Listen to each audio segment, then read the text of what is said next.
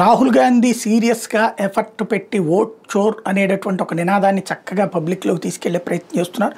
దాని వెనకాల ఉన్నటువంటి లోపాల గురించి మనం మాట్లాడుకున్నాం. అదే సందర్భంలో పబ్లిసిటీలో మాత్రం మంచి స్ట్రాంగ్గా చేసుకెళ్తున్నాడు. ఓ పక్కన బీజేపీకి అనుకూలంగా ఉన్నట్టు నటిస్తూ ఉన్నటువంటి మీడియా కూడా తెలివిగా దాన్ని హైలైట్ చేస్తున్నటువంటి పరిస్థితి చూస్తున్నాం. అదే సందర్భంలో బీజేపీకి సంబంధించిన నిజమైనటువంటి జాతీయవాదులు ఒక పాయింట్ని రైట్ చేసుకొచ్చారు. స్వతంత్రానంతరం భారత రాజకీయ చరిత్రలో ఒక పెద్ద చర్చకు కారణమైన విషయం సర్దార్ వల్లభాయ్ పటేల్, జవహర్లాల్ నెహ్రూ మధ్య ప్రధానమంత్రి పదవి ఎంపిక.